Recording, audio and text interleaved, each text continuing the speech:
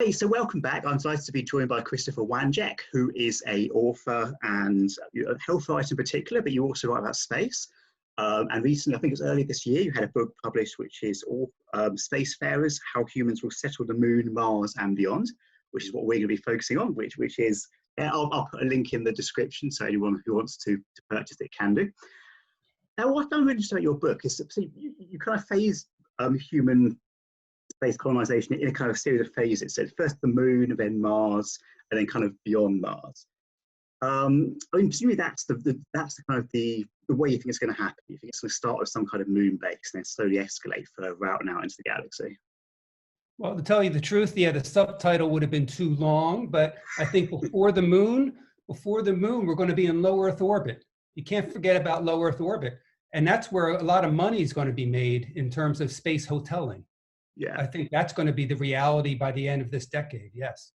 And you think that'll happen before kind of a manned moon base? Because my kind of understanding was NASA is planning to return to moon, 2024, and then after that, some kind of manned moon base. Right. I watched an interview you did before where you compared it with Antarctica. Kind of, you know, obviously you have a kind of Antarctic situation where you have a small permanent team and more scientists coming and going. Do you think we'll have space hotels before that point? I do believe so. Yeah, we'll have crewed space hotels and space tourism definitely in this decade. The moon base, I don't think is going to happen this decade.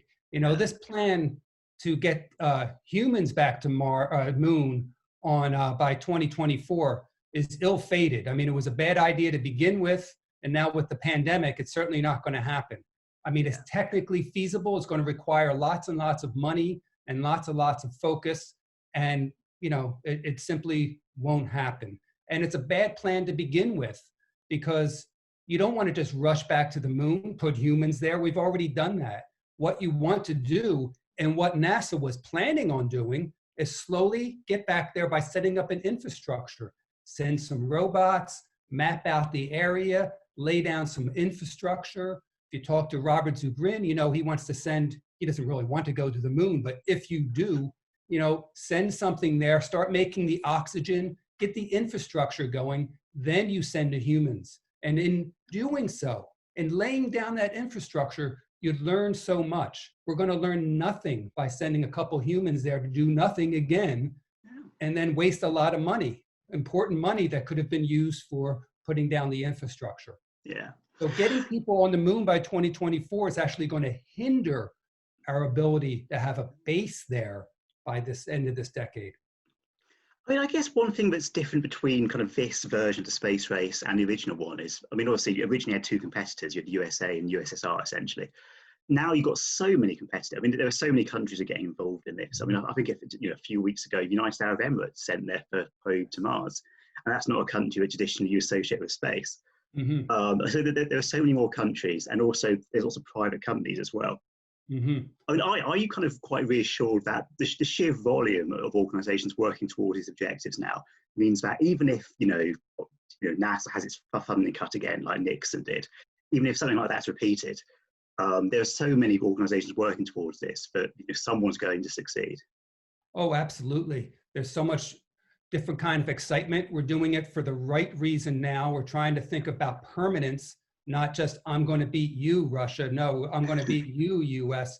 That kind of race got you there, but clearly it didn't keep us there, because it was set up in such a way to merely get us there and not do anything on the moon. Now it's different. Now people are mapping out the moon and Mars and figuring out what you could actually do there to find some type of business model or scientific model to keep you there. And you're right, so many different players now, so many countries interested, just like they were interested in Antarctica in 1950. The parallels between the moon and Antarctica are just extraordinary. And then you got the entrepreneurs that are in the game too, making real money now. Yeah. I mean, I guess the other kind of new feature is the militarization of space. I mean, when militaries start getting seriously interested in things, things tend to happen. I mean, how big a factor do you think that's going to play in kind of speeding up the sort of technology we need to have permanent bases on the moon and eventually Mars, etc.? For better, you can't stop it, and for better or worse, it's going to run in parallel. That's not going to be the sole driver.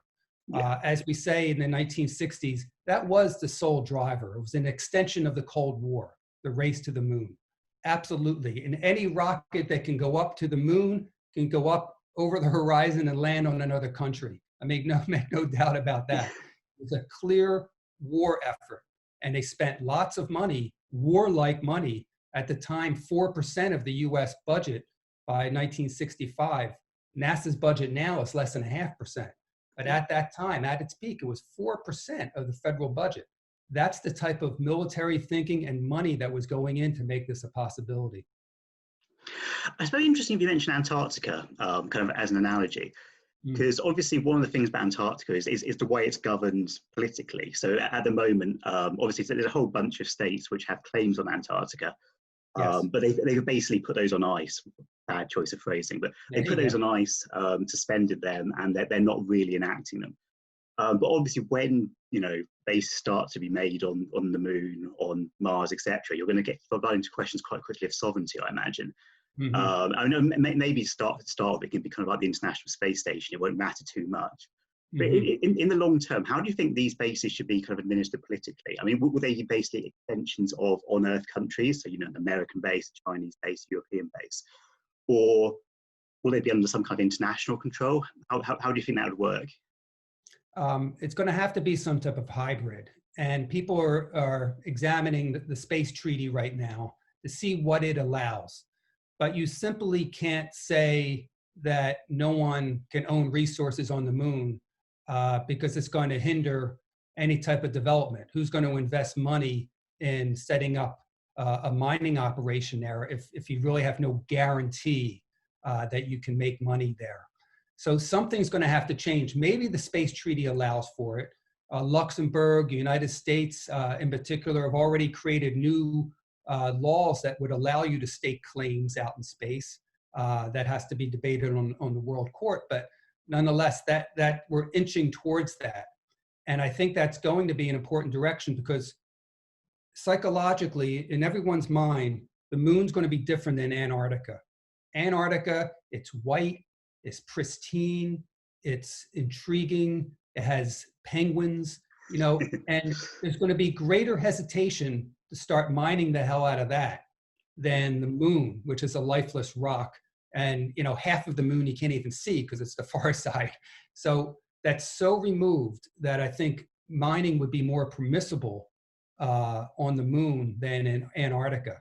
So it may be that the treaties of Antarctica, which I think are up and open for discussion in 2050 or maybe 2040, where the question is going to come up: should we start mining Antarctica?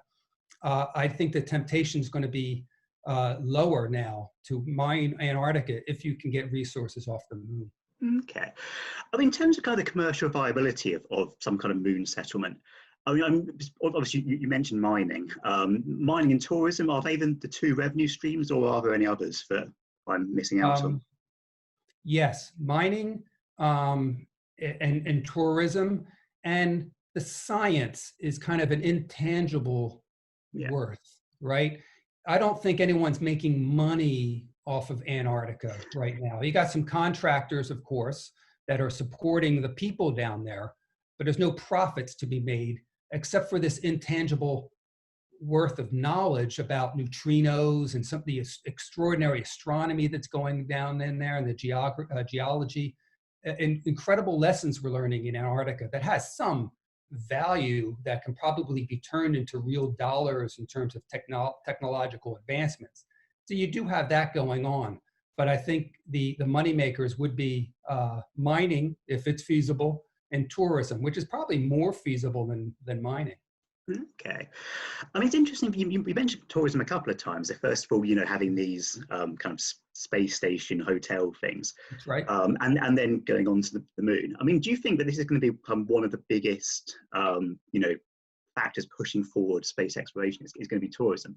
I mean, one of the first ways to become seriously commercially viable. And I mean, as you were saying, there are so many companies which are looking at it now, looking very seriously at it, but presumably it's going to start fairly soon. Yes, well, everything works in parallel. You get more people interested in space by launching people up into low Earth orbit to go into perhaps an expandable we call it space hotel. There's no luxury here. It's just going to be an expanded balloon of some sort, but Robert Bigelow Enterprises, they're building something. They already have something attached to the International Space Station, an expandable, right? And that was launched with a SpaceX rocket. Just to show you the cooperation going on here. Bigelow, one company, going to another company to launch something to attach to an International Space Station controlled by governments, which might eventually turn into a hotel. NASA's open to that idea of so-called space tourists, i.e., risk-taking multimillionaires. But that's all happening. And then you can have these freestanding ones. And that's what Bigelow is working on. He's been hit by the pandemic, and I know he's had some layoffs. But by the mid-2020s, they were planning, they want to launch something called the B333, because it's 333 cubic meters of volume, which is bigger than the International Space Station for 1/10 of the price, and you could just launch that up with the SpaceX rocket and send people there. Already they're talking about making movies in there, Mission Impossible to be filmed in one of these kind of situations. And that will be basically a step beyond, because the Virgin Galactic have this plan to kind of take people to the edge of space, and this will be basically one step further than that. A fair description. Yes. And it's kind of like mass production. I mean, as more and more people get involved, the cost is surely going to come down. If economics has taught us anything over the past 1,000 years, I mean, as more people start doing things, you're going to find efficiencies, and the prices are going to come down, and that means even more people will be able to get up there. Well, in terms of mining, what do you think are the main opportunities on the moon? What are the things we might be able to get from it? Okay, the most opportunistic mineral, so to speak, is the most mundane, water.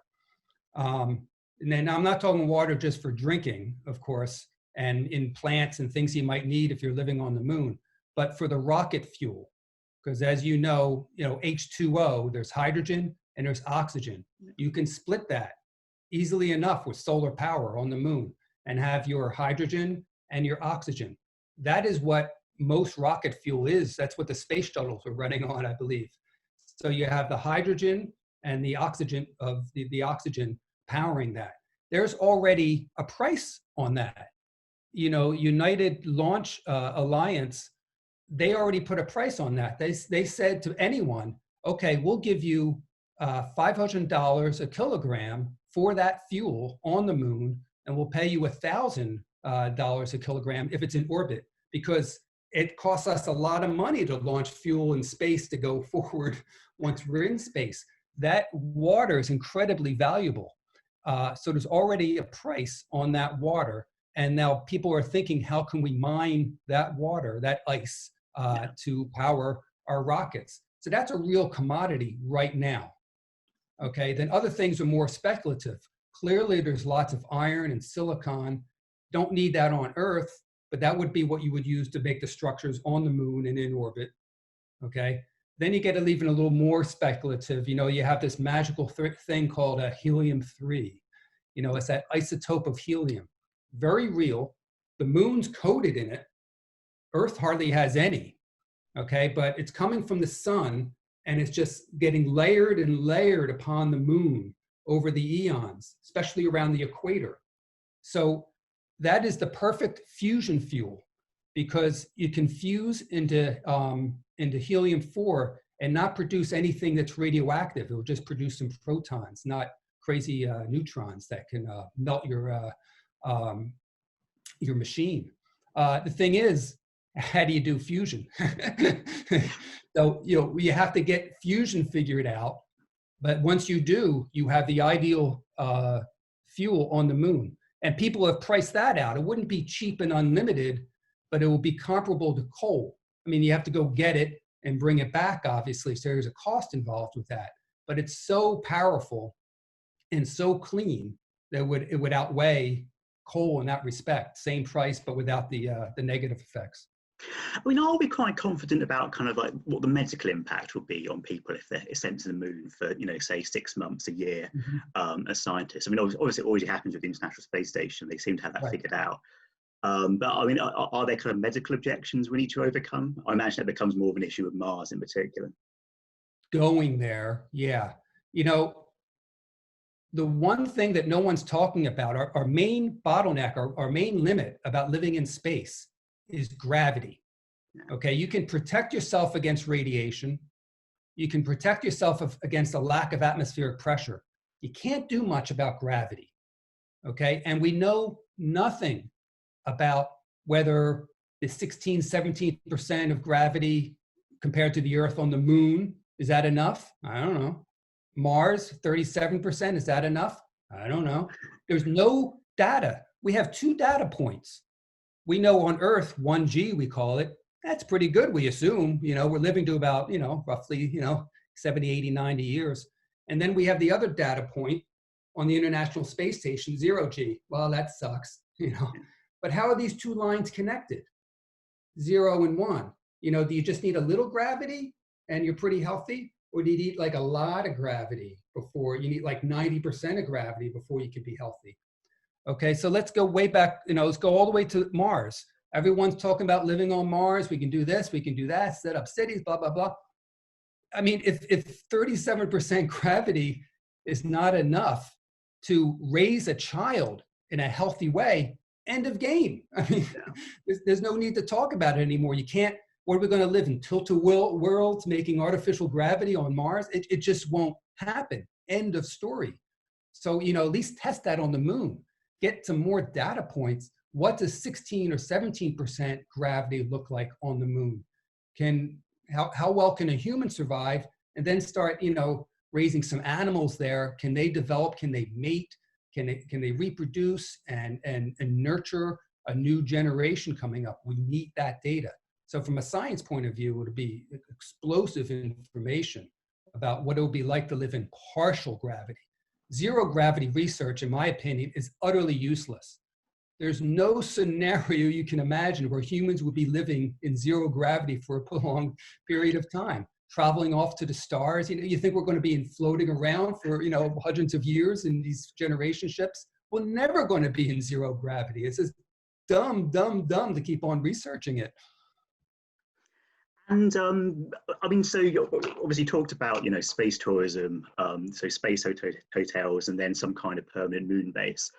I mean, in terms of the timing, I mean, do you think that by the early 2030s, say, would it be realistic to have a number of kind of space hotels and also some kind of permanent human moon base? Would that be kind of realistic time frame? I think that's a realistic time frame. The technology is there and the will is coming along. Yeah. The pandemic is really going to hurt things. I mean, you need money for this, and the governments are going to be short on cash, and entrepreneurs have been hit hard. Musk is trying desperately to keep his workflow going, but you have to take care of the workers. And as I said, Bigelow has had to lay off some people during this pandemic. That's probably a year delay right there. Yeah. In a business that's not particularly profitable right now. So that's a big hit to take. That said, they still have their eyes, particularly on the space tourism idea, coming from all these different angles. There's also the balloon idea of, going up in luxury. You have these stratospheric balloons that can already reach about 50 kilometers up in, I might have the kilometer and mile mixed up, but they are clearing most of the atmosphere, 90%. They're way up in the stratosphere. You can see the darkness of space, the curvature of the Earth. It's a beautiful view. You're not in orbit. You're just looking down on the Earth. And you can loft up to that for a relatively low price of a few tens of thousands of dollars, as opposed to the hundreds of thousands of dollars for these space planes that would probably take you the same view. So you have this balloon approach. You have this space plane approach to go around the planet to give people this motivation of seeing what the Earth looks like from space. And then just a little bit higher than that, these orbiting shelters, habitats, space hotels, we'll call them for now, that are relatively easy to get to. We've already proven that they are. Yeah. So very incredibly feasible. And after that's been done, assuming it's been done, is the next step first man on Mars, or first human on Mars, rather? Yeah, all these things, I don't view them as necessarily stepping stones, but things working in parallel. Yeah. As one thing feeds information into the other direction you want to go. I do think, there's a lot of debate about this, but I do think living on the moon is important before you go to Mars, because you can learn a lot of things in a relatively safe distance from Earth to Moon. You can evacuate someone in a couple days. And you're going to have to do the same things. You have to create a shelter, create your oxygen, block out the radiation, and have some type of atmospheric pressure. The same exact things have to be done on Mars and on the moon. So you might as well learn it on the moon before going off to Mars. So that's definitely clear. But I just see a lot of an excitement growing as more and more things are happening in space. I think there'll be more support for going even deeper. Yeah. And when these bases, so obviously we mentioned the Antarctica analogy a few times. Mm-hmm. I mean, do you think there'll be lots of different bases all over the moon? So, every country has its own base, or well, not every country, but the That's USA how I has. view it. And it's, again, the parallels are amazing. It's all going to happen, I think, on the south pole of the moon. Ah. That's where the Shackleton crater is, and you have a kind of a volcano. I don't know if it's a volcano, but you have like a crater ridge that's high enough up that parts of it get perpetual sunlight, or 98% sunlight. So you could have solar power that's consistent. At the equator, you might know the moon, you have 14 days of sunlight, 14 days of darkness, as the moon is going around the Earth. So it's hard to use solar power. That's great when the sun is out, but for the 2 weeks when it's dark, you have no power. But down at the South Pole, yes, you could set up a place. You could set up places along the crater for constant energy, and that's the easiest place to put the bases. And I think people are going to go easy first. Go to the easiest place, and you'll have lots of countries. I think we already have a working model, and like in our Antarctica, and I think it'll be almost exactly like that, with a spirit of cooperation. If one base needs something from the other, they're going to exchange it. Lots of cooperation on Antarctica, purely international. I mean, it's interesting that obviously we very much hope there would be cooperation, but I presume that this would probably be happening in the context of a renewed superpower rivalry between the USA and China in particular. I mean, is there any risk that becomes essentially extended to space, extended to the moon? Probably not with the initial scientific settlement, but if you try to have settlements of any scale, mm-hmm. you start having kind of political competition between the great powers, but now in space. Right. That's a real possibility. We have to be smart about it. Every once in a while, humans are smart and they do the right thing. Okay. So you look at Antarctica again. And again, let me emphasize that parallel that we started exploring Antarctica around 1900, tried to get to the pole and everything. Very daunting. We were there, but it took 50 years before we could set up bases in Antarctica. Technology evolved and such. And the same thing's happening on the moon. 50 years later, after the first footsteps, we're talking about bases and being permanent. So back to Antarctica. I lost my train of thought. What was the question again? Antarctica being similar to the moon, because a 6 month gap between, not 6 months, sorry, 50-year gap. Yeah, no, we set up a treaty for Antarctica because we saw things heating up on the ice, right, so to speak. Yeah.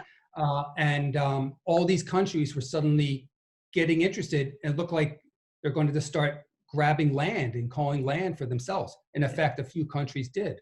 Yeah. And some countries that were closer, like Chile and Argentina, they were kind of upset, because they felt that it was, pretty close to them. They should have first rights to some of this. It's rather close. suppose that, the UK and Russia and the United States, they're way up in the northern hemisphere. But they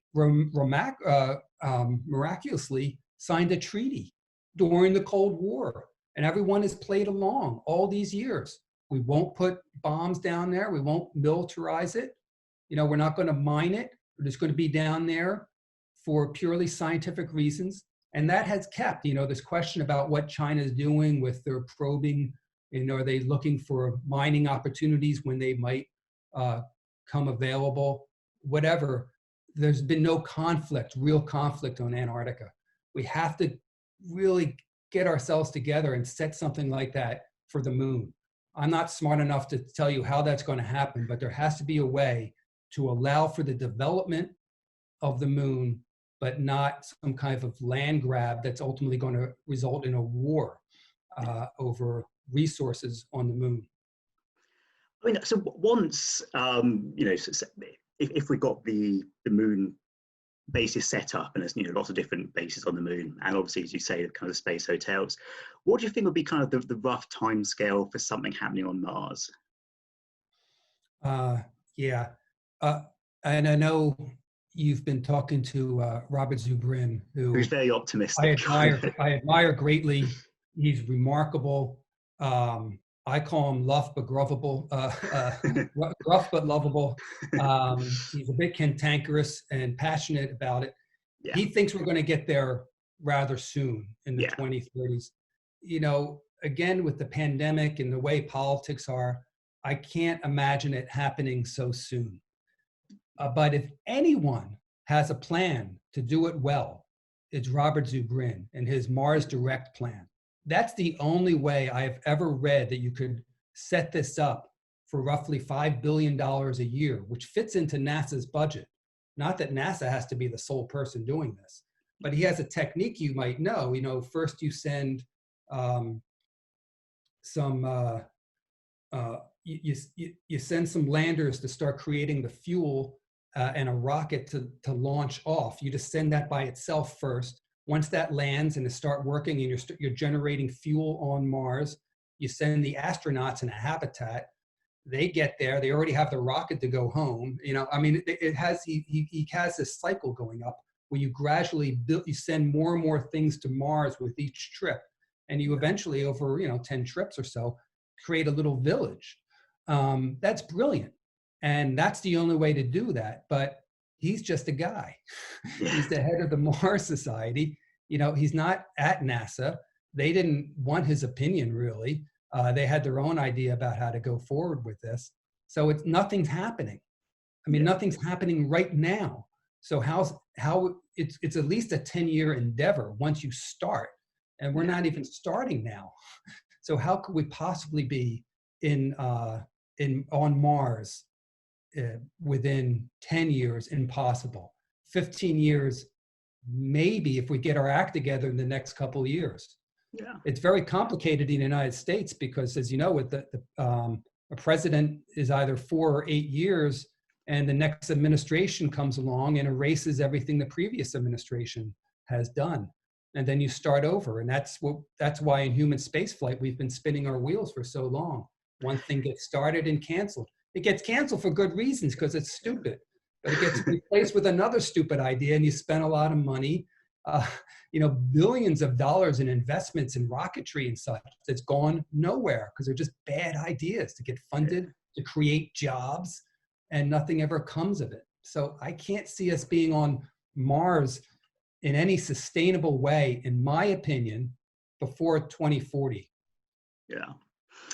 Presumably the 2024 deadline for returning to the moon, is that political, presumably? Because that obviously ties in with the yes. Well, absolutely political. I was on that phone call, so to speak. I had a press conference at NASA. People were just at a loss, all the reporters. And NASA's talking about how great of an idea it was when you knew they thought this was just a dumb idea. They had something targeted, was ambitious for 2028. That gets pushed up by 4 years. Everyone knew it was purely a political thing to get done by that point. But what I was saying before is it's more than, it's great to set deadlines, but it's also important to set realistic deadlines, Yeah. but also deadlines that can get you where you want to go. Because again, just putting two people on the moon, one of them being a woman, and that's great, it doesn't do anything for the long term. It just drains your resources for setting up that settlement because you don't have any infrastructure to support these two. You're just right back where you started, but the current president can say, yeah, I'm the one who brought United States back to the moon. That's Yeah. all it is. It really all, I don't want to get political, but that's all it is.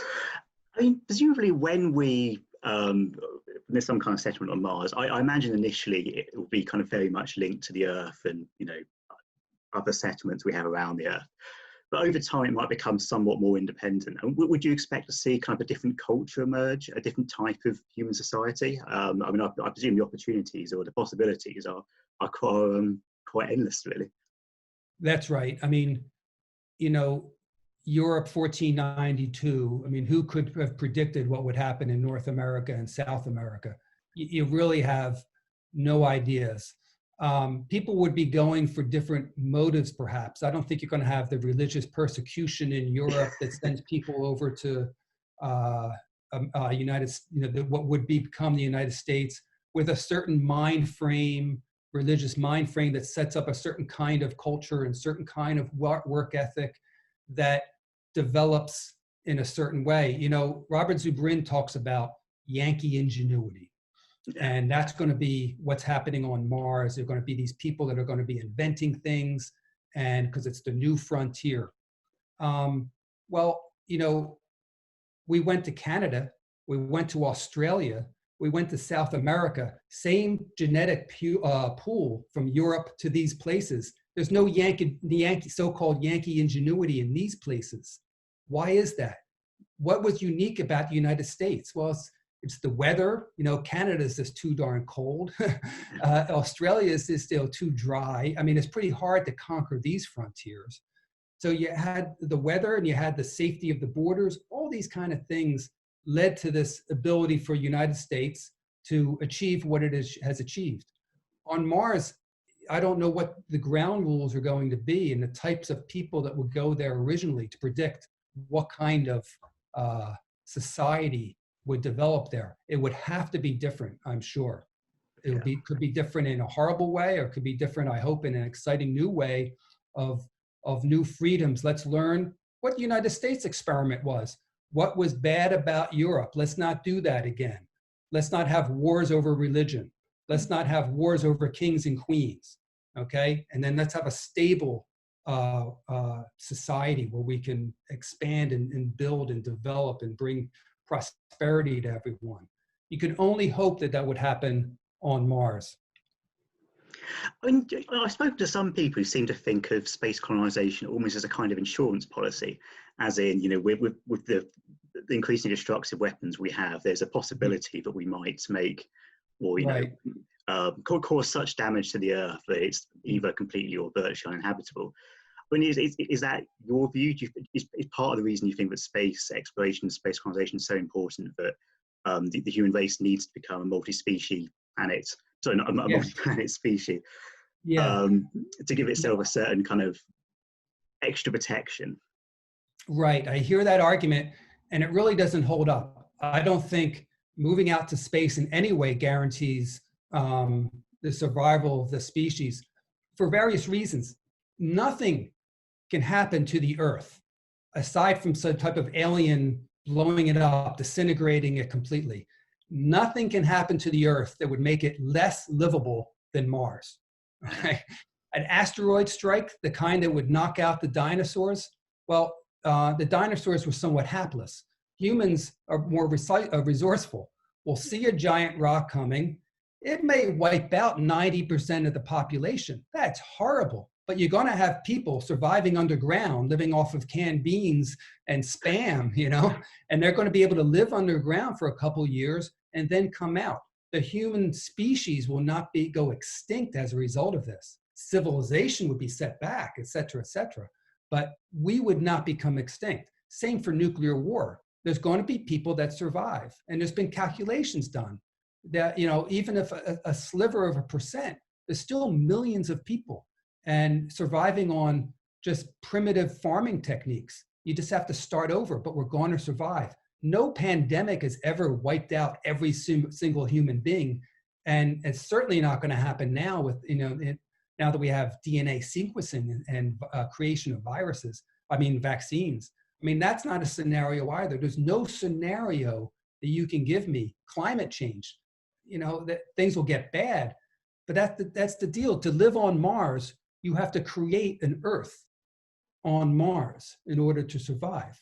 Well, if you can create an Earth on Mars, well, you can create an Earth on Earth to get it back to Earth again, that's been destroyed by climate change or asteroid or what have you.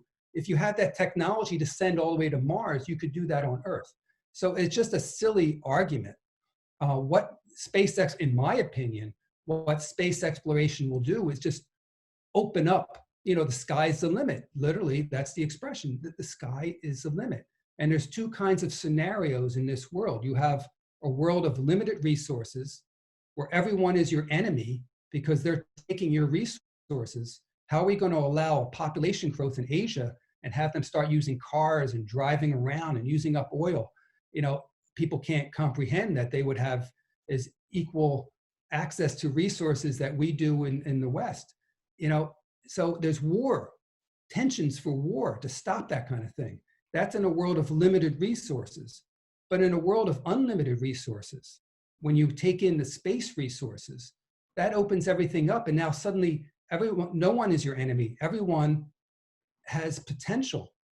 Every new person being born is an inventor, an entrepreneur, maybe a criminal, sure. But I mean, there's going to be so many more people to have more ideas to get you into this positive cycle of what humans can do.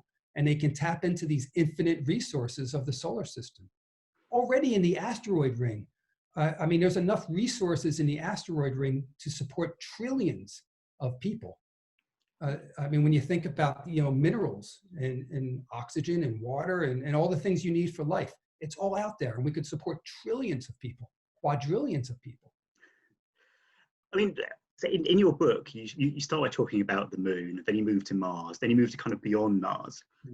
Where do you think realistically would be the sort of place that we should look at after Mars, if a successful Mars settlement has been established? To live?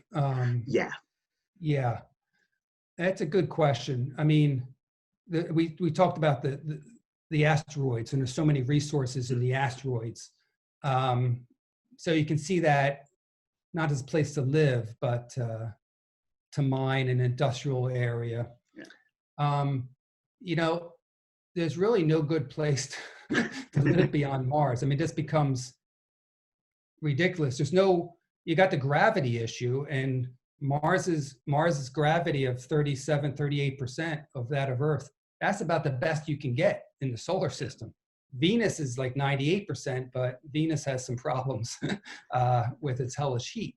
So there's really no other good place aside from these orbiting spheres. You could have entire villages up in low Earth or middle Earth orbit that are rotating, have artificial gravity. It'd be sort of like suburbs from the Earth. And if we can figure out a way to get materials into space, into orbit, either from the Earth or from the moon, we could build these structures for a major investment, but it could be a place for people to live. I think that's more feasible than Mars, to tell you the truth, but certainly any place beyond Mars. So once Mars is done, realistically, you could possibly build space stations further out, but right. There isn't really any other big colonizing opportunity, certainly in the vaguely foreseeable future. No, because of the gravity, it's always going to be, because you're going to talk about having advanced technology to do this. Yeah. So it just becomes logical. That's the whole point of my book. Really think this through. What would logically happen?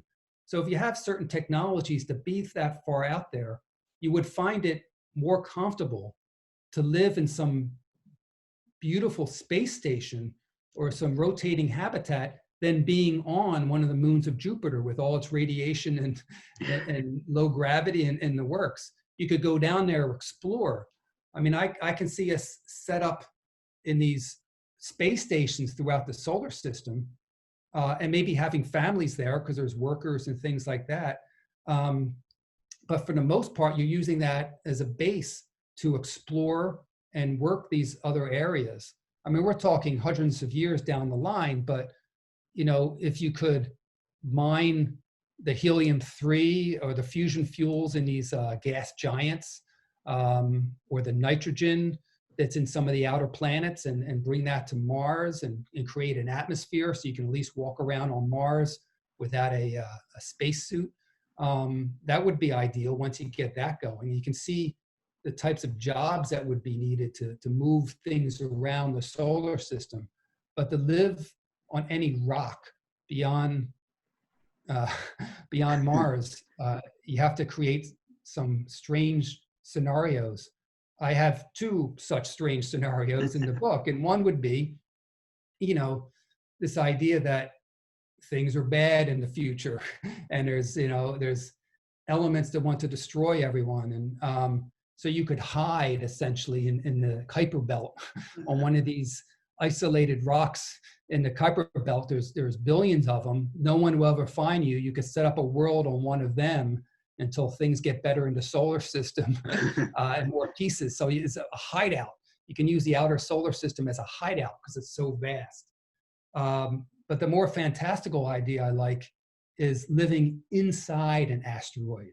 Have you ever heard about this idea? No. I mean, the gravity, you can't live on an asteroid. The gravity is too low. But these are mountain size. And if you bore them out and create a rotating cylinder in the middle, you could live in that cylinder in the middle, right? Your feet would be on the ceiling, so to speak. You would kind of be upside down in that asteroid, but you could have a world to yourself in that asteroid.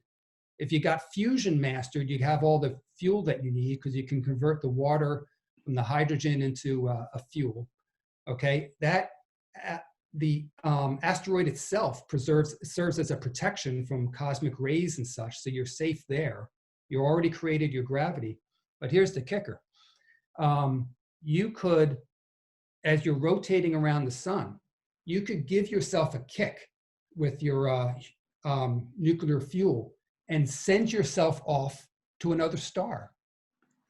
And you are in a protected vessel going through the solar system. And if you have the right energy whipping around the sun, you could send yourself off at 10% light speed towards another star system in your own little arc that's inside an asteroid. That's pretty funky. Technically feasible. When will we get to that technology? I don't know, but Freeman Dyson talks about that in his book, Disturbing the Universe. I think that's a fascinating idea. Already we saw that rock path through the solar system, Oumuamua. Remember that? It was a cigar-shaped rock that came through the solar system. Like people were like, oh my God, could there be aliens in there? Because it was parallel to the story by Rendezvous with Rama by Arthur C. Clarke. That was the idea of that story, that there was this ship going through the universe, a cigar-shaped ship, and it had, it was just passing through the solar system. Everyone on there was hibernating on their long journey. And people were thinking about that. I mean, in the end, to paraphrase Freud, sometimes a cigar-shaped rock is just a cigar-shaped rock. But nonetheless, it came from beyond the solar system and it's going someplace else. So you could do that with our own asteroid. You could direct that to another star system. Fascinating idea. Well, so Christopher, it's been really, really interesting. I've really enjoyed speaking to you. So thank you very much. And once again, I'll put a link to your book in the description for anyone watching who would like to purchase a copy.